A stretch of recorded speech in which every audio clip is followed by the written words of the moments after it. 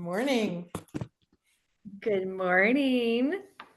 So I am so excited about our topic today. So for everyone that is just kind of joining in today, my name is Melinda Pcel. I am a physical therapist. I am founder of Stop the Progression and Cheerex, and I am a Shroth trained spine and performance specialist. And today we are going to be talking about cheer, gymnastics, dance, and the spine. And so today we have a very, very special guest with us. And so this is Marissa Pcel.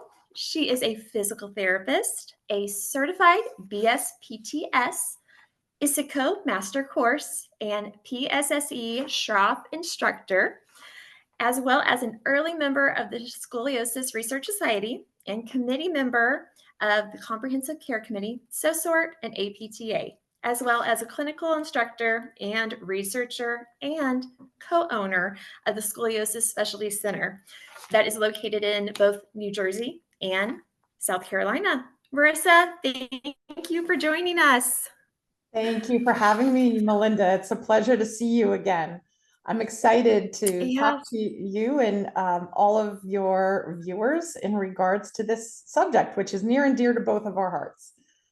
It is. It is. I think we've had many conversations Yeah, about just what this population means to us. And so hopefully we can kind of take that information and start spreading the word about it a little bit. I agree.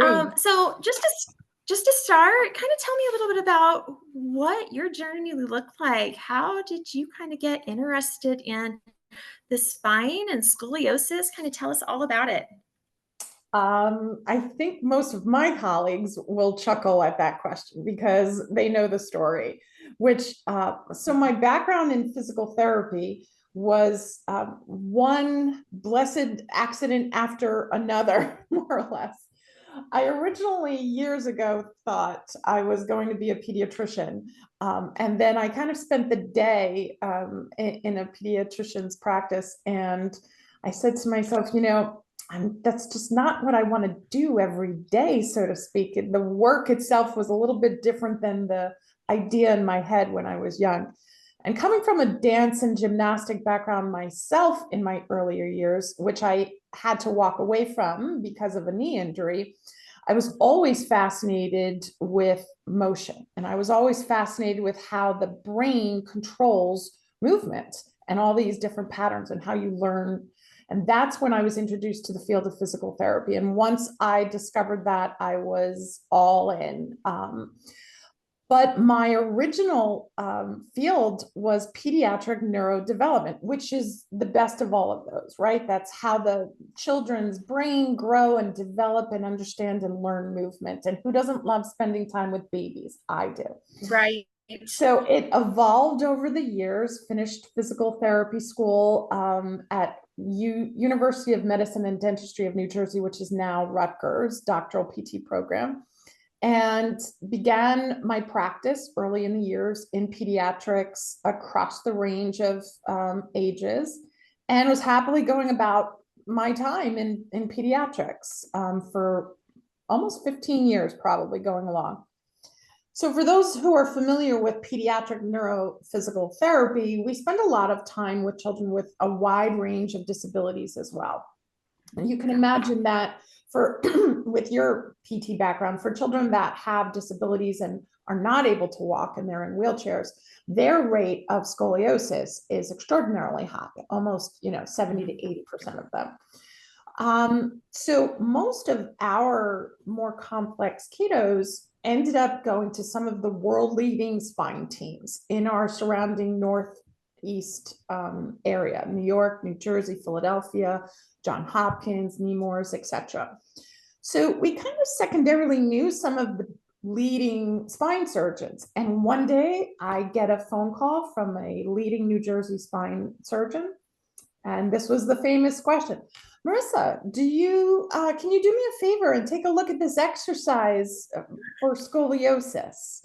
And my response was, you mean the teenage idiopathic? And he said, yes. There's apparently this big exercise program called Shroth. It's been in the Europe, and it's been around since the early 1920s. And I was kind of shocked, but I'm old enough now to know that there's a difference between evidence-based practice and some of the trends and things that really don't have science and research behind it.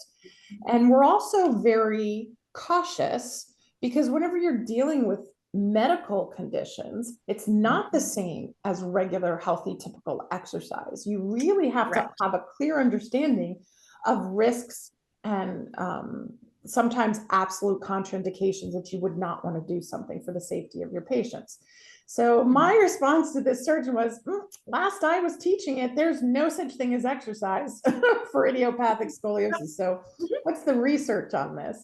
And that was the beginning of what is now 15 years of dealing with scoliosis specific physical therapy across all ages now. I never thought a day in my life I'd ever be treating adults, let alone people well into their 80s, doing research, traveling nationally and internationally for lecturing, but also just in the amazing committees of Scoliosis Research Society with some of the world leading spine surgeons and orthotists who make braces and other researchers. And of course, here at home, the American Physical Therapy Association, of which I've been a member since I was a student. So over almost 30 years, over 30 years. Wow. It's been a long Wow. Yeah, that's just amazing. I think it is funny how, yeah, same thing in that if you would have told me that this would be my passion now, like even, 7 years ago, that I would just absolutely love working with scoliosis, and even, back pain patients, Yeah. because my training in this has really opened the doors to other treatment options for people that have some chronic pain. So I completely understand it was such a Yeah. surprise that, yep, here we are. We're right in the thick of it now. And so, from my experience, someone who doesn't know my background, I started out 20 years ago, general orthopedic physical therapy, and that is where I lived for many, many, many years. And then I started seeing torticollis, which also, Marissa and I have this common link of pediatrics. Torticollis is, seen in infants typically. And so I started working with infants too, and started getting some of that neuromuscular background in there for the treatment that was a little bit different than the normal orthopedic type treatment. And then here came my daughter, who became a cheerleader. And just getting exposed to, cheerleading and kind of seeing what they do, I was, number one, just amazed at what these girls can do. And then second, when I started kind of working with some of them clinically, I started really seeing some trends in there, and especially some of the postural asymmetry and some of the scoliosis, hypermobility, all the things that we're seeing in that particular population. And, the more that I saw them, I started seeing some gymnasts and some dancers, and then started really seeing some trends among all three of those populations and those sports and athletes.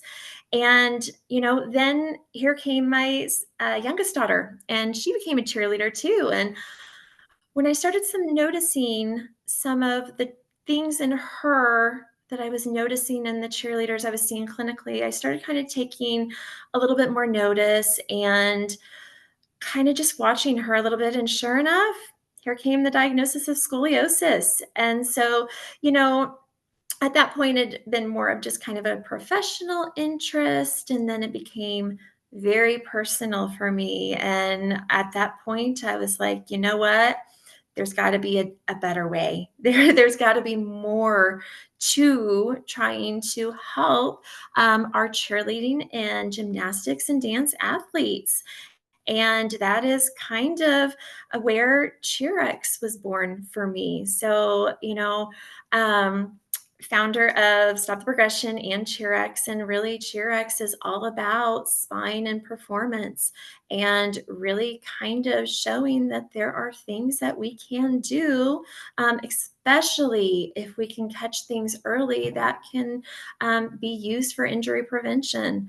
So excited to be able to chat with you today and start kind of putting some of the pieces together for some, because I think a lot of coaches, I think a lot of parents, I think a lot of athletes, you know, Right. they understand that there's something going on. They understand, but they don't have the knowledge to really start connecting the dots and the pieces and start understanding what's going on. And then they really don't understand that there are things that can actually be done both in their training and other settings to help with this.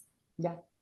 I'm excited to be able So, to dive into spine with you because I think yes. exactly what you were talking about. This is our main point over the last 15 years in our individual consults. What we help parents to do with this kind of information is to really get them off of some of the myths and the chatter that is surrounding social media and internet, Mhm. which can be very overwhelming for parents because it's just a Absolutely. flood of information, but it doesn't help them necessarily discern not only what's true and Mhm. research based, but also what is relevant for their individual child. And so this is going to be a fantastic body of information across all of your gymnasts and dancers, but especially for those that might have questions about spine going forward as well. So I'm excited. Yeah. So, okay, let's start trying to get into a little bit about not just the atypical curvatures that we see, but really let's talk about the normal, Mhm. natural curvatures that we have. So, as medical professionals, we use the term sagittal plane curves, but nobody else out there is using that terminology. So, Marissa, can you kind of go back and kind of explain to us a little bit about what these natural curves are and why they are so important when we're talking about our cheerleaders, our gymnasts, our dancers, and honestly, everyone. I mean, it's not just this population, but this is important across the board. Right. Absolutely. So when we think about our spines, we really need to think about the entire spine, three-dimensionally. We are three-dimensional human being bodies. We are three-dimensionally in space with gravity and motion three-dimensionally. I think one of the biggest challenges sometimes is when X-ray was invented and it kind of flattened it into that flat picture. We think about taking a look at an X-ray facing forward and it's straight. And so very often people don't realize that the spine, when you look at it from the side, should have some natural curves. And those curves are part of a balance, right? So when an X-ray is facing forward, the spine should appear straight from top to bottom. But when you look at the X-ray from the side, you should see a natural arch in the neck, or you might hear the word lordosis, right? It has a nice arch. Mhm. And then the arch reverses gently in the rib cage section and comes out the back, called a kyphosis, or then it comes back in again so that we have a nice inward arch in the low back or the lumbar, lordosis again. So we have this S kind of curve shaped. So the top and the bottom should balance the middle arch of the rib cage section backwards, and then the ultimate together balances on top of the legs and the pelvis. And so this view of our bodies and our spine from front to back in the medical field is called the sagittal plane, and in engineering and so forth and things like that. Yeah. So the reality is we've grown so accustomed years ago to looking at the front facing spine x-rays, and we may have missed for a while some of the importance in taking a look at the side balance. And the last couple of decades has really highlighted. We now have so much more research in both surgeries across conditions biomechanical for elite athletes. When we're breaking down that biomechanics, we're really talking about that balance that is created in the spine and the body in that front to back position. So they should be a nice, even balance. Now, some people have smaller curves that are distributed, and some people have larger curves. And it's less important about the size and more important about the proportion and the relationship to each other, right? So if somebody's curves are really big at the bottom, but very small at the top, then we're imbalanced, right? And vice versa.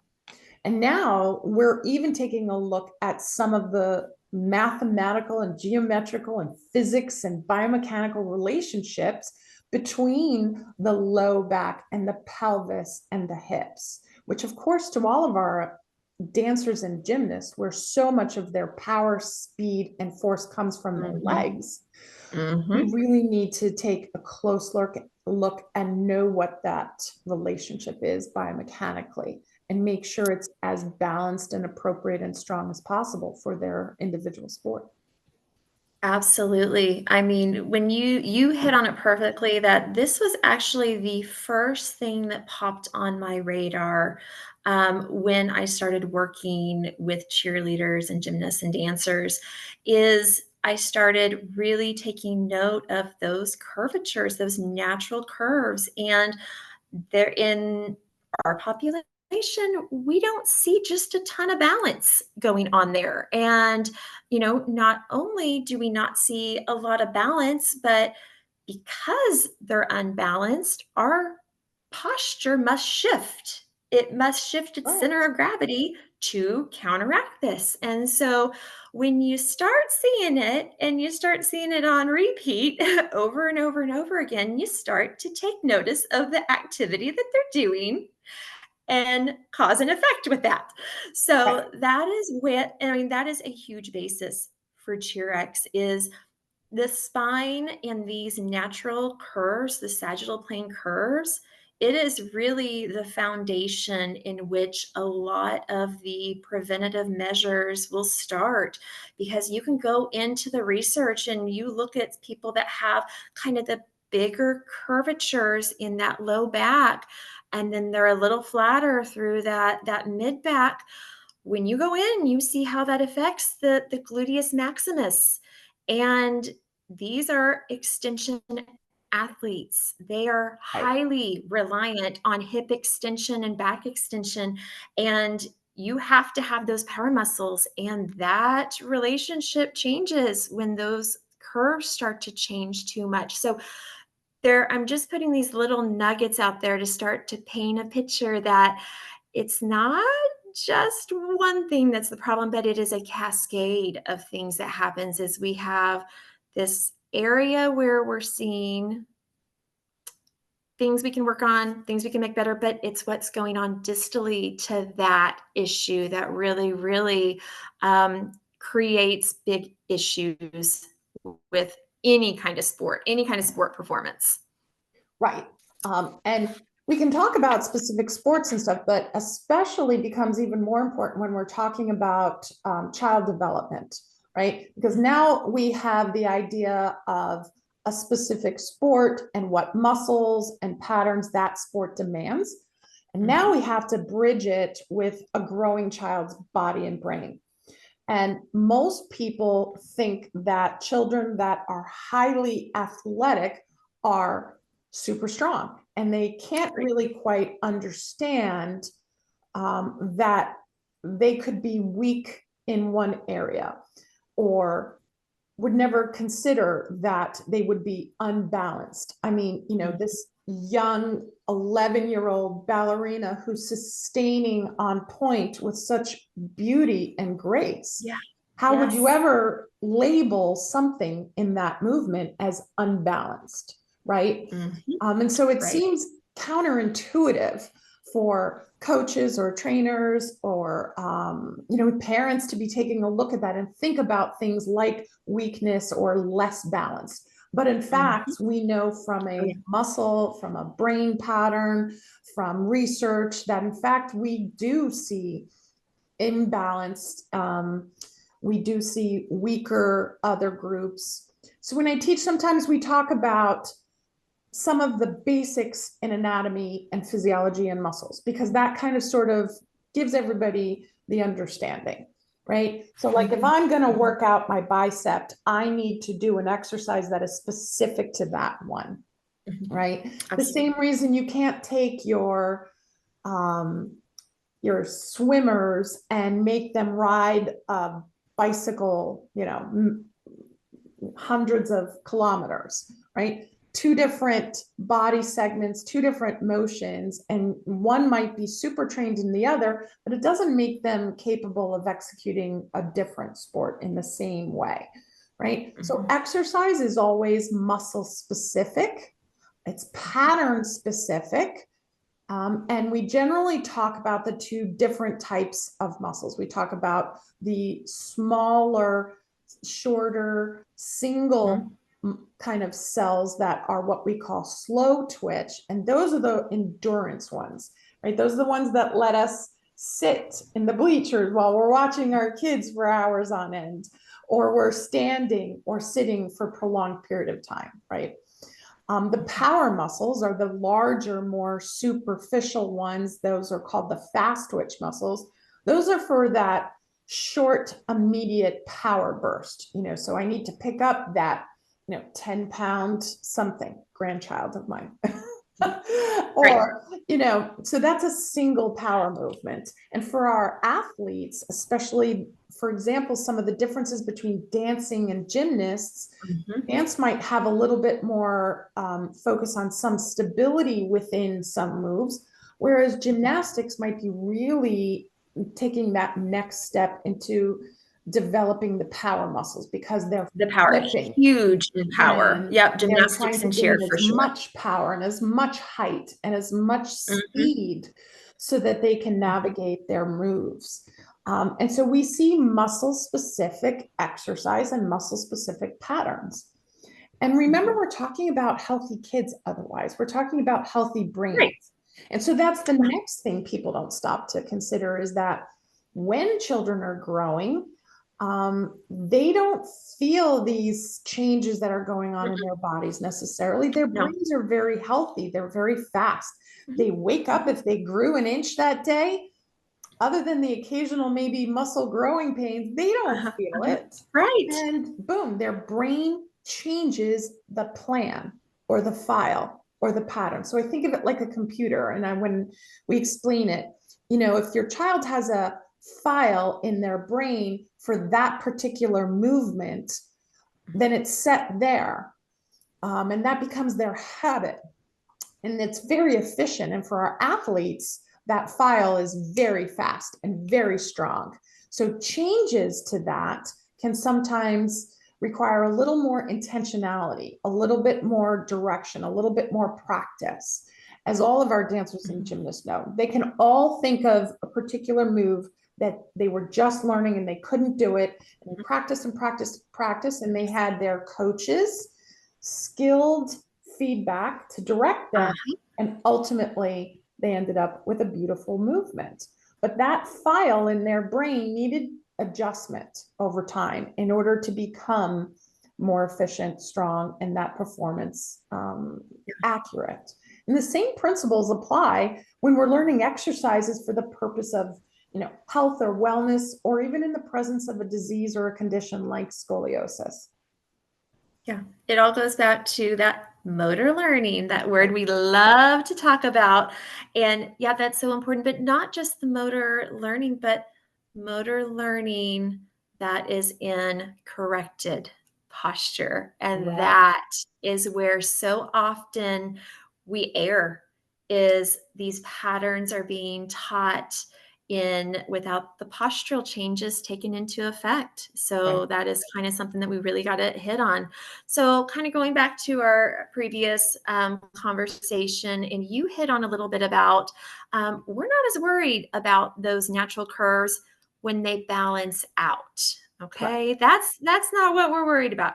We are a little bit worried when the imbalance starts to occur. And so this is Right. something we've talked about a lot, is we are seeing a lot of the hyperlordosis, or the increased curve in the low back, but then it's combined with a decrease curve in that mid back, that hypokyphosis. And especially if we are looking at females before and after menarche, it is very important to take that into consideration, because a lot of times we will see, especially when they're doing high repetition of extension skills. So let's say back bends, Mhm. back handsprings. If they're a flyer and they are pulling their leg over the top from the back, they're doing these extension skills. That a lot of times will train into a little bit of hyperlordosis if we're not careful. And so we'll start to see where that hyperlordosis really starts to show up, but early on.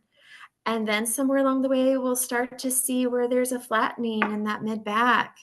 But then what's interesting is sometime after they've started their period, all of a sudden that big shift, we call it a posterior sagittal translation. But in regular terms, as we see the shoulders wind up behind the hips. Yeah. And so they're start to try to balance, their body is starting to try to balance that out.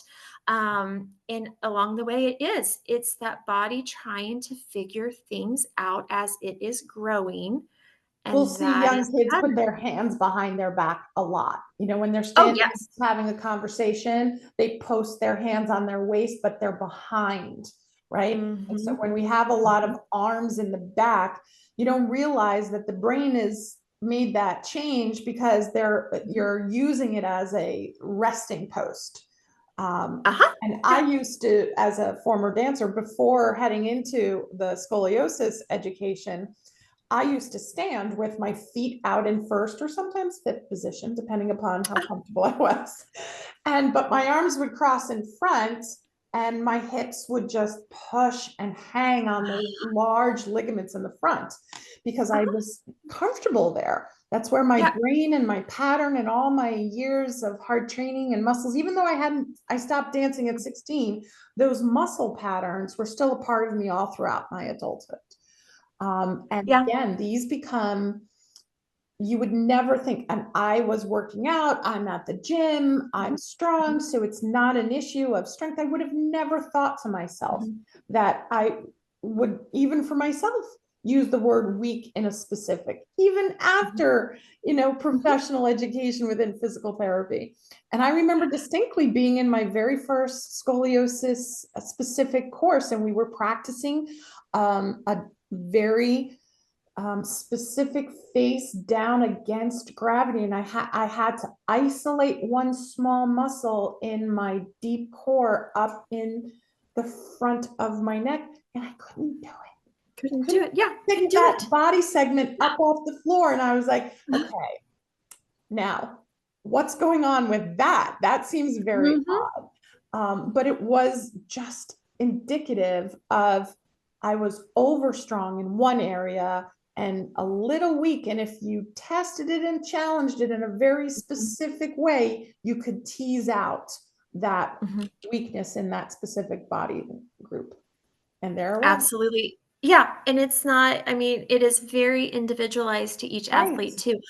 Our, our bodies compensate in different ways. Correct. And when you talked about the way you were standing, it made me laugh, because at one time I really was like, I feel like I see this a lot in our hypermobile population. But then one day I was working with a group of cheerleaders and I looked over and I had a mix of hypermobile and not so hypermobile. And I look over and every single one of them are in that stance. I mean, they were just listening to me, but I look over and yep, that's their comfortable space. They are hanging Right. on those Y ligaments in the hips and they Yeah. are comfortable, and there is zero postural activation going on there. So yeah, so I think just all of this is good conversations, just as we're trying to tease out a little bit of what we're seeing in this population. So, we talked about how the importance is balance between those curves, and that is what we were really wanting to focus on. But now what do we do when we have these sports that are really they're hyperextension sports? Okay, that's what a lot of these skills will start to train, especially in like the gymnasts and the dancers that are doing the back bends, the back walkovers, the back handsprings, the flyers that are doing the pulling skills overhead from behind them. You know, those are things that we're going to see, and the body will start to adapt to that a little bit. So, what are principles that we can just kind of knowing the physiology behind that? What are principles we can start to put in place in these athletes to try and do some preventative measures? And so, is there anything that you can think of that just pops into your head? And I can take this one as well, because this is something I see all the time. If you don't want this one, but you let me know. So the first thing I always think of when we're talking about this is sorry, it's going to be the science geek in me answering this, but it's That's okay. Peter Bring it, Volkman bring it, bring it. law. I teach Yes, all of my yes, thank parents you. this. It's Peter Volkman Yes. law. Yeah. So one, we don't realize that there's this beauty in how our bones and our ligaments and our tendons grow, especially our bones as children. And when we have forces that are either compressing or pulling on those bones, those forces, we now know through this law, Peter Volkman law, that it can actually change the shape of that. So when we teach it to our kids, we say, like, if you were an archaeologist and you're in Egypt and you're digging up those mummies, you take a look at those bones and you can see whether or not that person's bones if they're shorter and wider and thicker, then odds are they were probably building the pyramids. They were working really hard every day and loading those bones. If we look at another set of bones, maybe that person's bones are very thin and long, and odds are they were fanned and fed grapes all day long in the royal household. But even more modern, like, for example, cowboys, everybody can kind of picture the cowboys that walk with their legs kind of bowed out. That is an example of Peter Volkman law. They ride horses for so many hours that the inner thigh muscles that are attached to the top and the bottom of those bones start to pull as they get stronger and shorter, and can cause a change in the shape of the bones. Mm-hmm. So when we think about how children develop, we think about it's not about a certain age or number in terms of chronology. It's about the forces and some of the time and development that goes along together. So we know our kids don't grow evenly to begin with. Right. Children kind of sort of grow a little like this. Yeah. Sometimes the bones are busy growing and then the muscles catch up, and then sometimes the muscles catch up. So most parents know, right? You've got that child who has a growth spurt and they get really, tall and slim. And then they're funneling back food and they pack on a few more pounds and muscles and weight. And then they grow tall again and stretch it out, right? So it's never quite this perfect, like, even thing. But then when we add onto it a high dosage of a single sport, right, we start to talk about things like how many hours per week are you doing one specific sport and biomechanical activity? Is it more hours than your age per week, right? That's like a kind of industry norm. It's not a hardcore science research-based thing by any means. Yeah. It's just this point that helps us to identify whether or not a family or a child who's moving, say, from recreational activity to a more competitive activity, what are the risks orthopedically and so forth? Because obviously we already know that these activities are tremendously positive for our kids. Having this type of structure and intensity in activities in sports, it builds their minds, bodies, spirits, social skills, resilience, flexibility of mind and personality, not just body. So there's far more benefits, but at the same time, we really do owe them a deeper conversation as children, it's our responsibility as the adults, the parents, the coaches, the trainers, to really make sure we put the safe parameters around their activities so that we're not leaving them with something that puts them at more risk for the rest of their lives. And I cannot speak more heartfelt about that topic because for all of my previous years in pediatrics, pediatrics was it. That was the end. Honestly, we rarely saw kids beyond 15. But my work in scoliosis, which now crosses the lifespan, really drove home the importance of what we do in early development and childhood and early teens and teenagers, and even as young adults, how it sets the foundation for what that person has to work with as the rest of the years go on. And treating patients in their 60s, 70s, and 80s, we really now can greatly appreciate how intertwined some of these subjects are. And perhaps when we lay a better foundation, we can have better long-term outcomes as adults, and so that they can thrive in whatever area they pursue. Mm-hmm. Yes. And the big take home from that, from a training perspective, is going to be train symmetrically. Okay. Right. So many times we have dominant sides. We have sides that we like to work. We have sides that are worked into routines that we will repetitively work because that is part of the competition of the skill we will be doing during the competition. So we work that skill to make sure that it looks good. However, if you are a flyer and you're pulling one side up and over and your other side's not getting any attention, think of all the forces that are going through all of those joints differently over and over and over on repeat. And that is important. So number one thing I preach is, and that's the easiest to at least think about superficially, harder to put into action in training because we have time constraints that are in there. When you add in doing both sides, that you lose some time.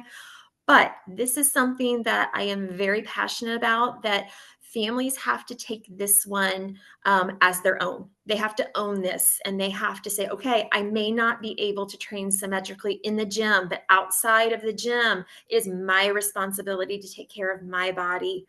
And I need to get some reps in on the other side as well.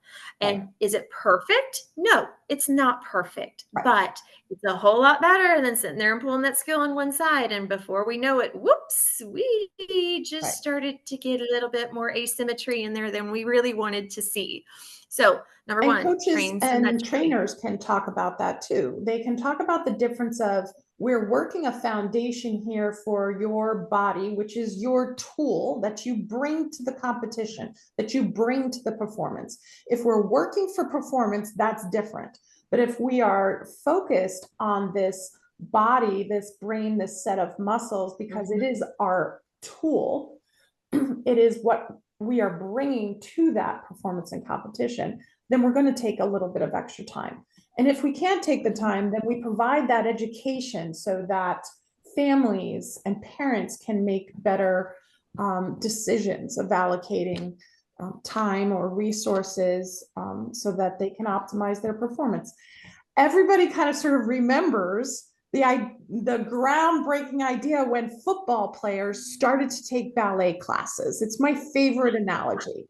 So NFL teams started taking ballet classes. I remember this. And there could have been no greater analogy and example of this, right? You would think, again, you're talking about professional elite athletes.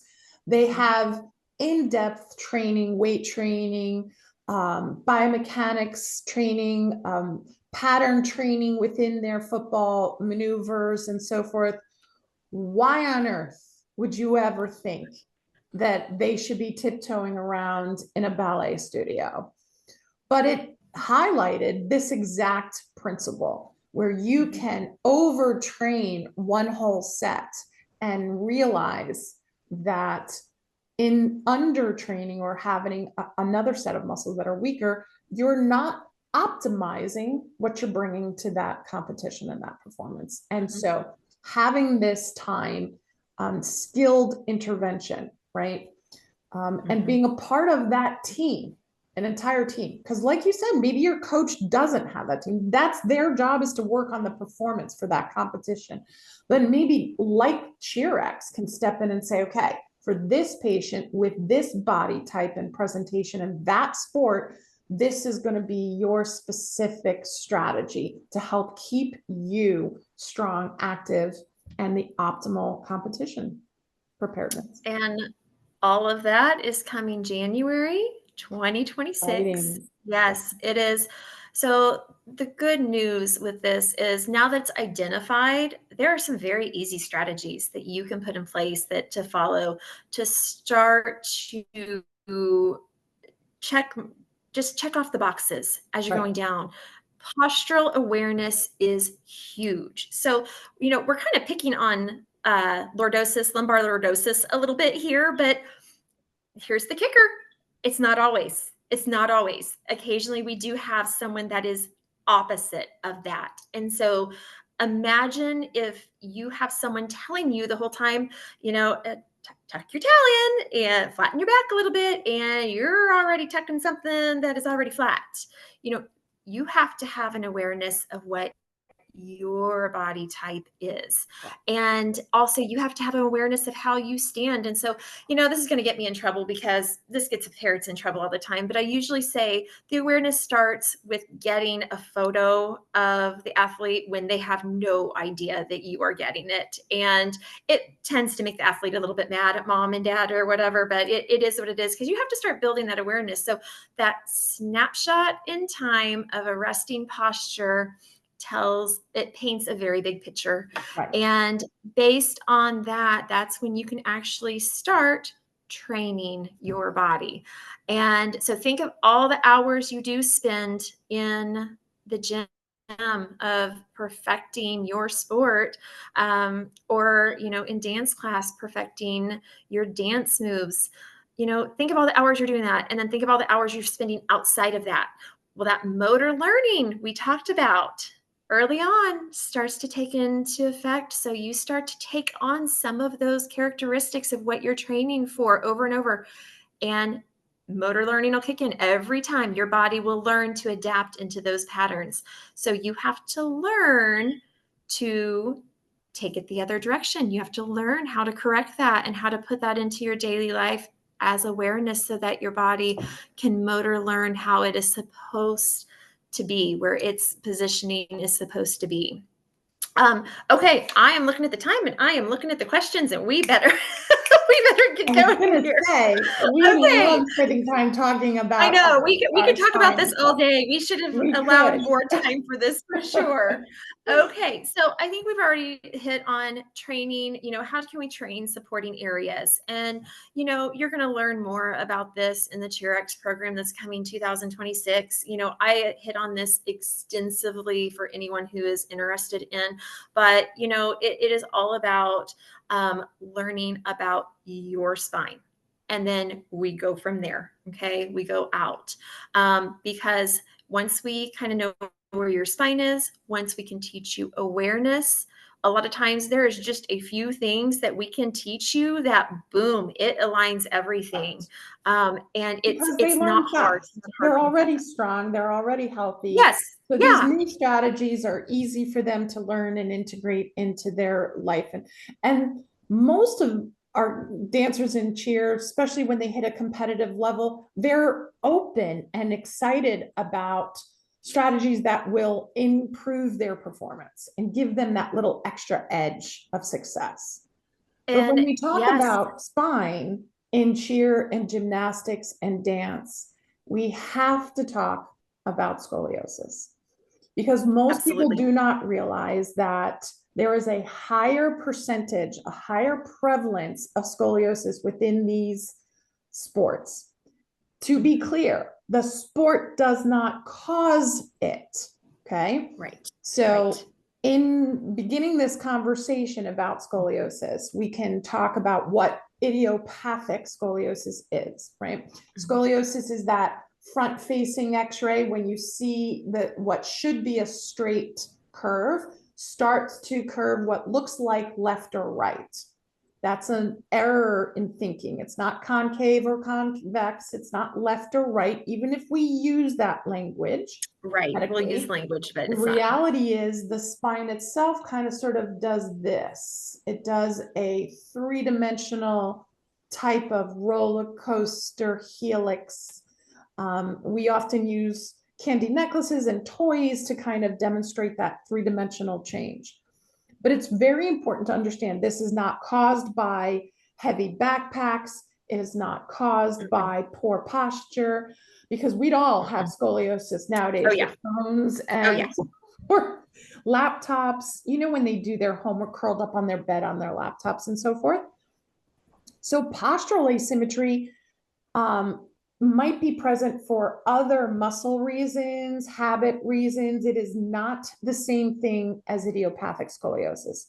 Idiopathic scoliosis is a medical condition. It has multiple factors. It has a very large genetic component to it.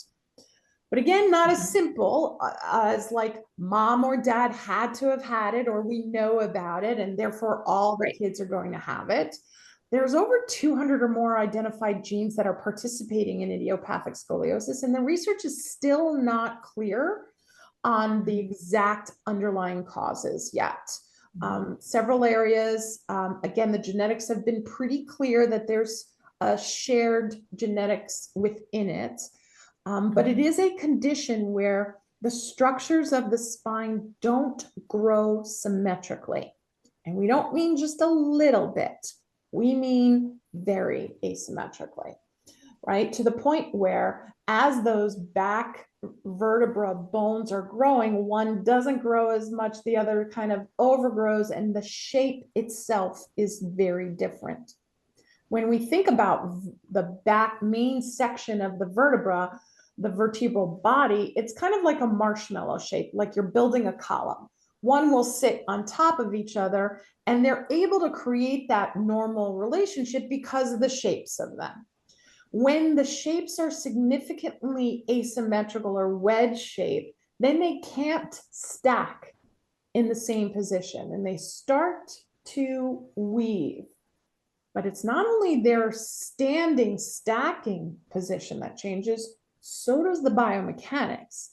And for any parent, coach, or trainer that has ever been through that classic test, either in school or at your pediatrician's, where they make you bend forward, that is the test that was born out of the knowledge of the change in biomechanics. When you take a spine with scoliosis, even if you don't see anything when they're standing up, and you bend them forward, when you start to see it rotate like that, that's because the wedge shape, it's geometry, it's physics.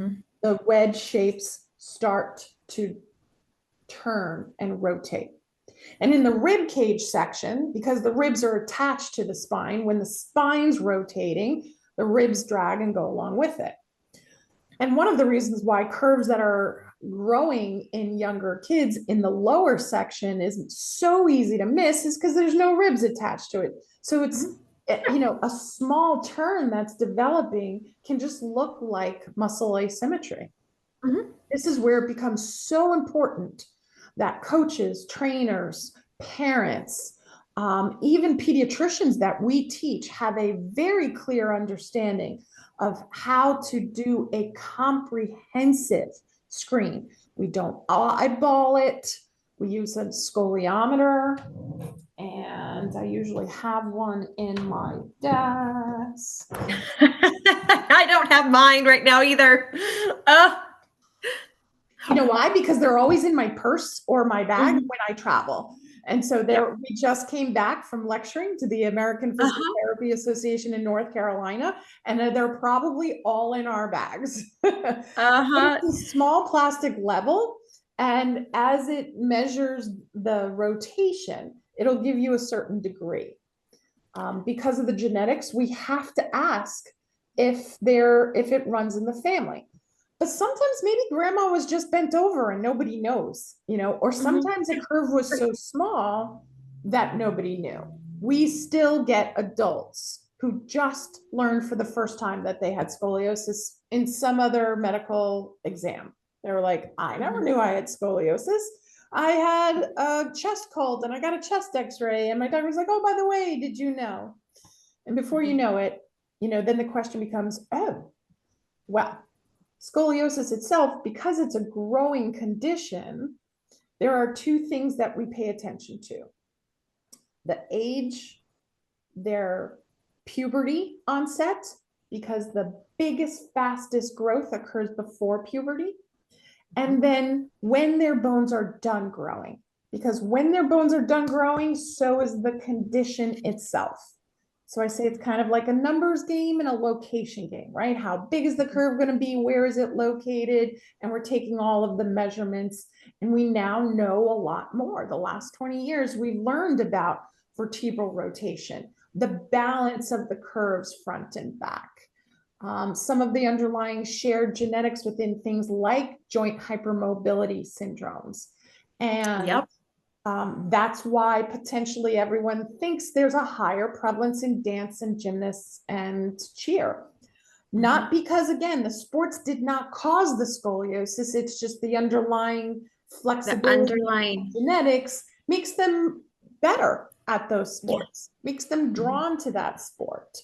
Mhm. But understanding when we have a child who is either that competitive athlete and has scoliosis and has hypermobility, this is when we start to stack up the pieces to a puzzle that become very important in helping to ensure that there's a team of professionals surrounding Mhm. them to, again, not only keep them safe, keep them healthy, but keep them performing at their top level.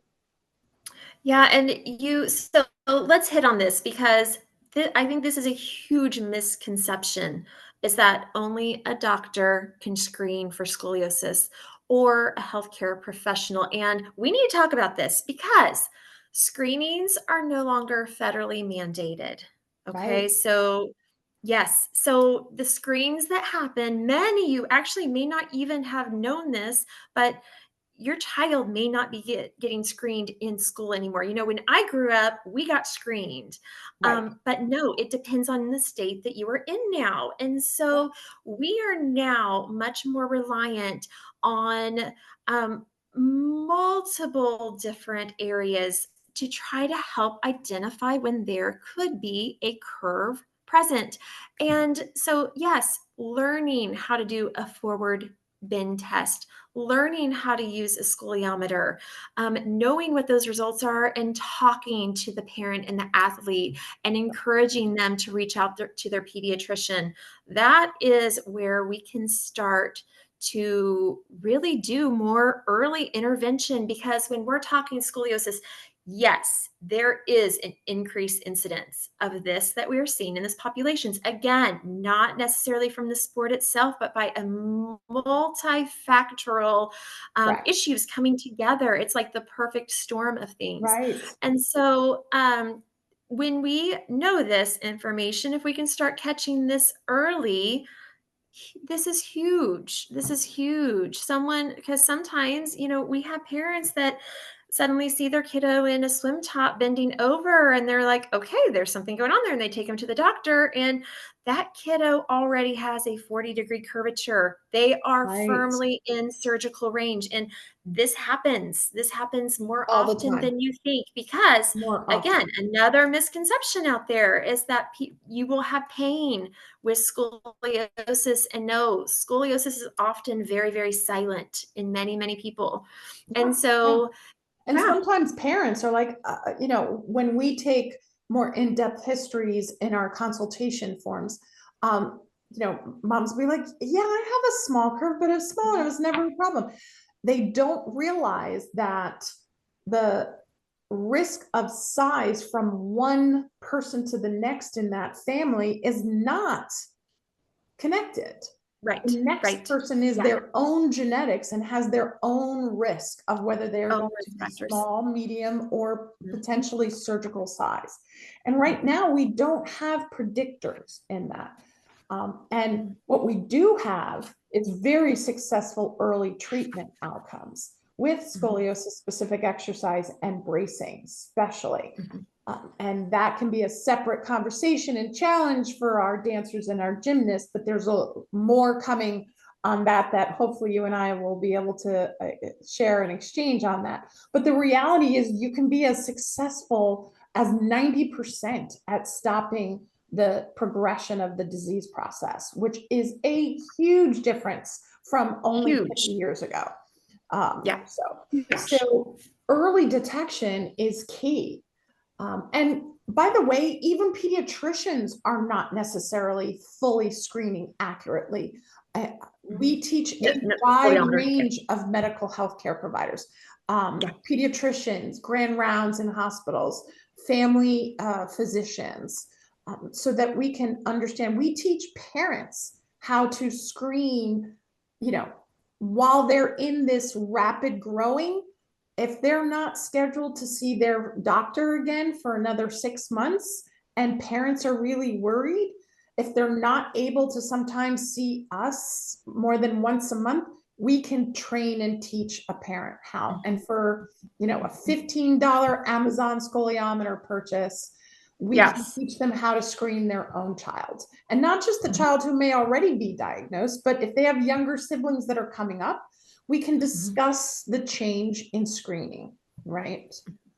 And so we teach parents, we teach caregivers, we teach across the board. We teach coaches, we teach gym teachers, school nurses, of course, have that in their background. But again, because of the variations from state to state in what school nurses may have on their plate and demands, I mean, sadly, they've got to be spending some time in, Narcan training for our drug epidemic problems. And sometimes that can feel like scoliosis screening can fall at the bottom of the priority, Yes. So across the board, we see a whole wide range of variability in screening. So the more we can screen accurately and early, the better for all of our kids. So all hands on deck, as far as I'm concerned.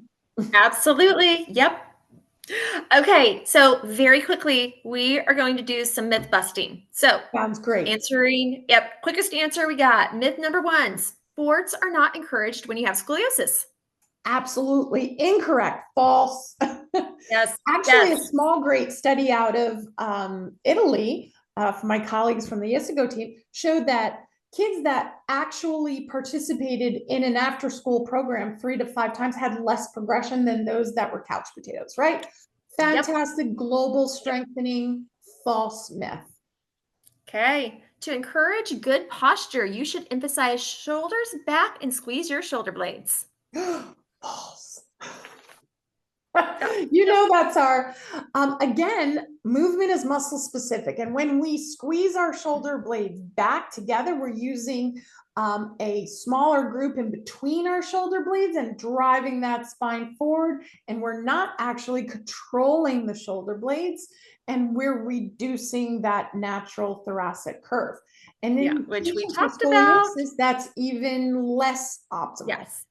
Yes, in our cheerleaders, our dancers, our gymnasts, hypokyphosis, right? They're reducing you do that not want to be driving this. Correct. Myth number 3, that there's no exercise that can improve scoliosis. We already hit this. We already know that. We know that. I think an important thing to understand is because there was probably a good 20, 30 years of research that showed general physical therapy did not impact. Correct. But the reason is because they were applying based off of x-ray and the knowledge at the time and the technology. We were really talking about scoliosis as a left, right, concave. We were like stretching sideways over a ball, and it did not match the biomechanics of true scoliosis. It didn't match the 3-dimensional helix.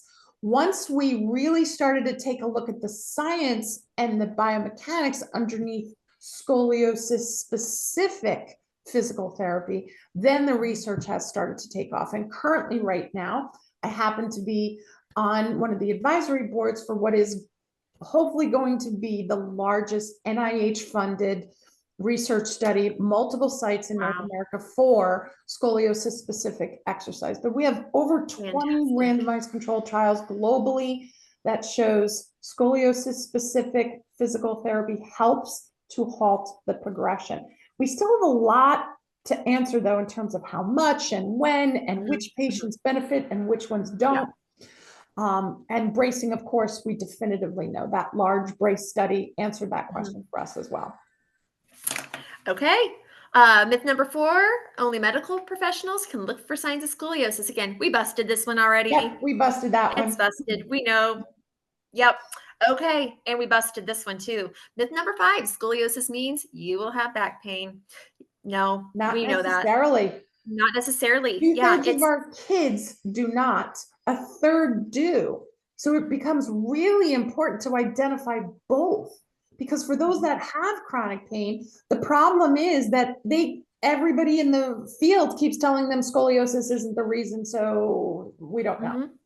But now we have a lot more information about what factors impact pain within our growing young athletes with scoliosis. But still, a good 2/3 of those kids, and it's not connected to the size. You can have large curves and no pain, which is another reason why it's really, it happens that you miss it. Yep, for sure. Okay, so we got 2 more things to hit on. So how can parents, coaches, and athletes apply this knowledge and training in daily life? So we're going to keep this small because there's more information coming. Okay, Cheerex is working on this. So this is everything we talked about today is the reason Cheerex was formed to begin with. I am very invested in this. I have 2 daughters that are cheerleaders, and I really wanted to hit this at prevention for injuries, for pain, for multiple reasons. And so we're going to hit more on this, but for right now, we hit on some little things, but more information is going to be coming soon. It's going to be really powerful as a bridge. That bridge between coaches and trainers and physicians, that are all the way into a full-blown medical condition. There is so much space to help bridge with education, knowledge, and simple beginning strategies. So it's exciting. And making sure that the information that they're getting off of the internet is researched, backed. Yes. So important. Okay. Final thoughts, take homes, what to get out of this. So the first thing that I really want everyone to take out of this is really think about those natural curves in your back, because so many times they are overlooked and they really need to be thought of as the first foundation that everything else is built off of. Second thing is when it comes to discussions like this, I think especially when we start having sport-specific discussions, so we're talking cheerleading, we're talking gymnastics and dance, I think it's really easy for people to think that we are almost picking on a particular sport. And honestly, it can scare people. But number one thing you need to realize is that all activities that we do come with risk. And it's all about identifying things that we can do to decrease those risks. So even thinking about someone who sits and sews 4 hours, there's a whole lot of risk that comes with sitting and sewing for 4 hours. But you can work your way through how you are sewing for 4 hours to make big changes. Same thing with cheer and gymnastics and dance. It's not about doing the activity. It is about how you do the activity and making sure that all of the different areas are talking well and our team are working well together. I just learned from a colleague of mine, Dr. Michael Vitale, who is a leading spine surgeon out of Columbia, who tore his rotator cuff. And I never once stopped to consider that for the decades and hours that spine surgeons are performing their corrective surgeries, that it has a significant increased load on their dominant rotator cuff side, and which of course makes sense when you think about it, but I never would have thought of it. And that's an example of an injury that is specific to your activities and so forth. But it's like you said, our video gamers, people who have computer-based jobs for 40 hours a week have a different kind of risk associated to them. So for us, it's really about helping parents, coaches, and trainers to really learn more about the evidence behind spine health and care so that they can go into the sport and the activity they love. Absolutely. Okay. So, this was awesome and wonderful. And I'm so glad we got to take the time to chat today, but it is not over yet. So we kind of did a few teasers in today's webinar where we brought up a little subject called hypermobility. And, we're so used to using that term and throwing it around that we know what it is. But some people don't really understand what hypermobility is and what it really means and some of the implications. So growingly important. It is just so important to understand this, because this is a key factor in the health and wellness and care of our kids in our cheer, dance, and gymnastic communities. So stay tuned. Webinar number 2, hypermobility in the cheerleader, gymnast, and dancer is coming up soon. Marissa, thank you so much for joining today. Okay, we'll see you soon. Have a good day. You too. Bye. Bye.